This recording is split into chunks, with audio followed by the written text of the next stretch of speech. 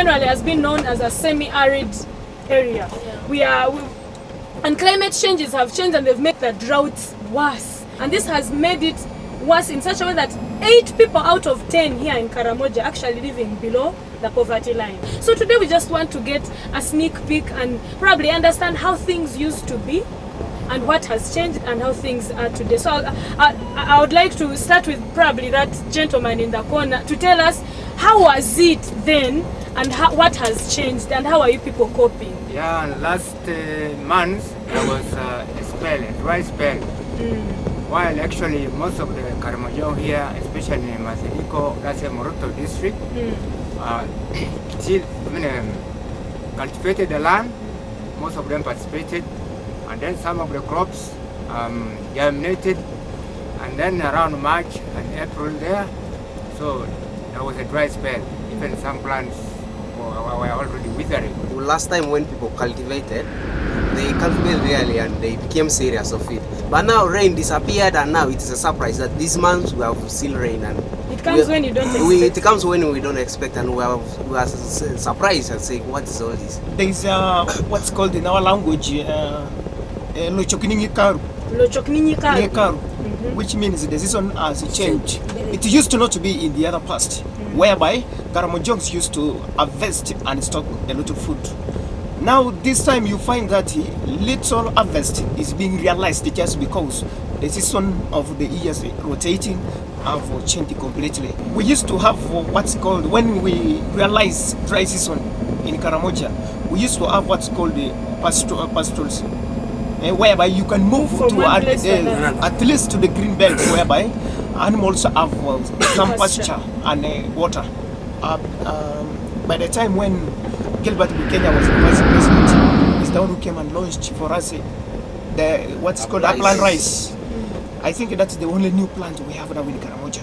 That's the new crop you have. A new rice. Crop, yes. She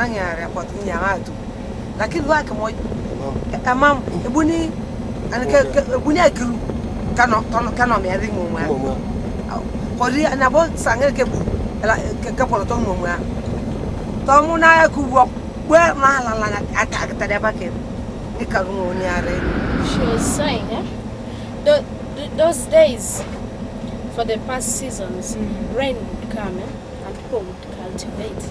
After cultivating, rain disappears and the sun comes and burns out the crops. After the crops are withered, the sun again, the rain falls. When they try to cultivate, maybe the crops can grow, but the rain that comes when it is heavy and washes away. But for the sake of the cows, they have grass. But for the people, there is no food. From what you're saying, I can't help but wonder, how are people managing in their households? How many meals ordinarily does an ordinary Karamojong have at home? How many meals? Yes, madam. Okay. Most people in Karamoja, even the young children, they're only aware of having one meal in a day. That is only supper. Yes. So you eat supper, sleep, and wake up the whole day. The whole day and you stay till evening. That's when you eat. They used to. And what do they serve in those meals? It depends how the thing what you have prepared, like beans. You have prepared beans like today. Tomorrow maybe you find like you have some greens. So you say beans only? People sit and eat only beans and some greens like that. In actual fact, in Karamoja, that staple food is sorghum and maize. So the lady is right in saying that there is only 1 meal a day. But at certain times, there's no food in some households. So people starve. No food at all. Yes. So people starve until even today. But recently, through World Food Program, so some families have been relieved by the government giving relief food. So that's how some people now survive. Otherwise, even during this time now, some people are even dying of hunger. When we reach the villages, their household, we are really starving. But we are trying possible ways of getting at least to get a meal once for the evening. And most cases we survive on this local waste, what we call in our language adakai. Recipe. It's Recipe. Yes. recipe of local brew. Local Yes. brew is what we survive off. Well, we had a chance, we had an opportunity and talked to one of the elders here in Karamoja, and they gave us an insight on these droughts that are happening and the unexpected rain. Let's take a look at what he had to say.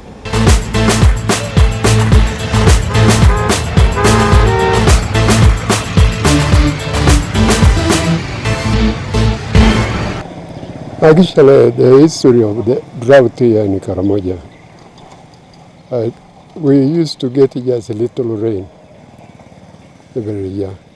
People try to cultivate, but the weather become very hot because there is no rain. People used to plow, but only the rain fails to come. Even this year, at this time, it just rained just recently.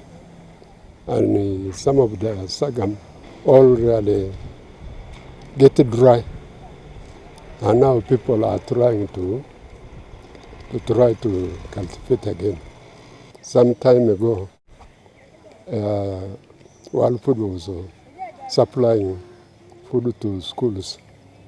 But now there is a little food given to schools whereby you can get, you will find that they are getting porridge only. You will find that there is no really in Karamoja here. There is no year which is really whereby people can get really enough food. Most of the years they are really getting food from the town by doing some work. The government should really think of Karamoja. Just bring food to people. I would like to know, how do you preserve the little water that you get in those small rainy seasons? When we don't have rain, we get water from boreholes. Borehole. Yes. So, do the boreholes produce water throughout, or sometimes they go dry? They go dry. Sometimes they go after dry a long after a long time. And then, of course, also to add on that, we have what's called a water pond. What we call it in Karamoja, atapar. A water pond. That's a water pond. What is a water pond? A water pond is just like when it's rainy season, it has some water, and then when it's dry season, it dries also. Oh, so it's like a dam. It's like a well. It's like a dam. Yeah, like a dam. A dam. Most especially this one has helped us a lot.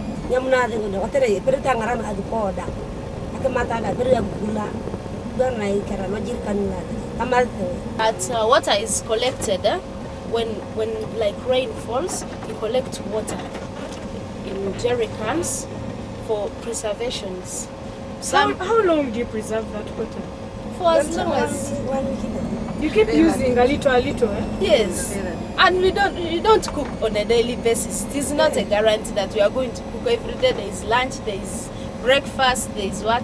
You're only going to have an evening meal, and So you spare the water? Yes, so little water is being used, unless maybe for drinking. How would you want the government to come in and help you cope with this drought? Yes? Actually, with the drought, there's no way we can cope up except moving animals from the homes up to the pasture land where the water is around the rivers there. And then here at home, that's the only way we can cope is using boreholes as the water sources. Of course, this takes long distances for the family to go. And even some people also are trying some kind of watering The plants, plants like vegetables during dry season. Of course, using water, Tapped water. especially in the urban area, Moroto. You've talked of watering vegetables. What are those foods you know that grow well in the dry season? Like dry season, we have spinach, which can grow very fast. We have skuma wiki. Yes. We have bo.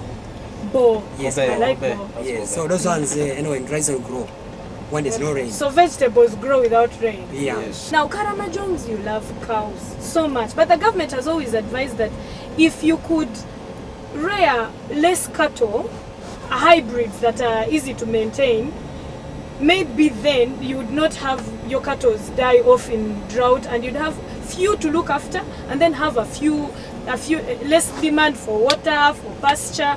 I see him opposing already. Wouldn't that work? Yeah, it works, but in Karamoja now, there is also called auctioning of cows. So you find that there's a place where the market, cattle market.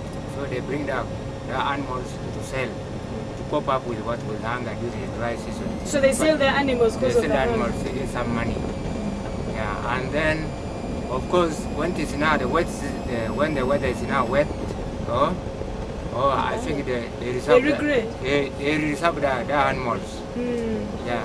Okay, let's look at a long-term solution. What would you want the government to do for you so that we cope through this?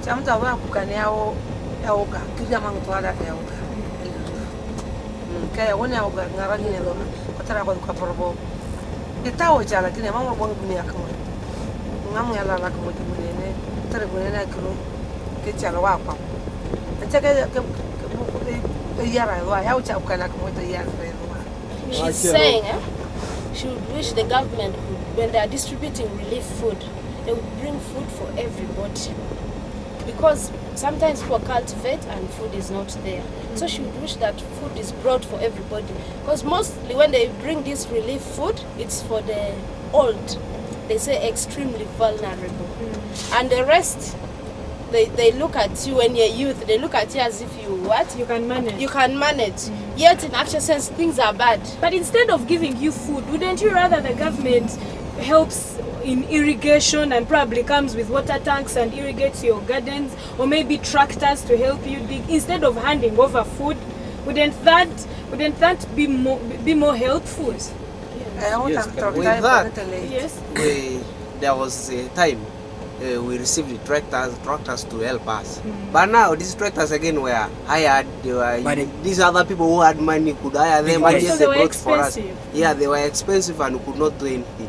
So this issue of irrigation you are talking of, I think our leaders, most of our leaders have been talking of this. But looks, the government has a long-term thing. It takes time to bring something. So I don't think that's why we probably say at least maybe World Food so that they can bring it very fast while they're still planning for things, those schemes of irrigation. So you would rather receive food to eat instead of help? We first receive food while help comes in. Me, what we want from help, some help from the government. We need maybe if the government can come up and and bring tractors, maybe to help people for digging, so that we can try to get some food. There are these resistant crops they've introduced, like sorghum, maize in the region. How are they coping? Are they working? These plants are not resistant. You can see. You see the way they are. The ones. Are they healthy? Are they giving us a promise? They don't look healthy. So that is the weakness of this. So they are not as resistant as you would have wanted. They are not. You would look the other side. Because we have our local ones. You see, like those ones coming up. Those are the local ones, like Karamoja. But you find these ones. So the green ones are the local ones? Yes, these are the new ones. These are the new ones for the government. The government can help. Okay, so they don't cope so well. They don't cope. Any other suggestions of any long-term solution? The long-term help that the Karamoja want to have from the government is this. They should give us more sources of water that can help us in irrigating our crops. During the dry season we can use vegetables, and then I think that can help us. Well, luckily enough, security has been improved in that area. At least you're sure you'll have your 10 cows and still be looking after them, as opposed to then when you would have to guard them with a spear. And government is planning long-term measures like valley dams. They're going to put up more springs. So as we wait for all that, we'll just be planting vegetables like you've suggested and watering our gardens and hoping that we'll go through this drought successfully.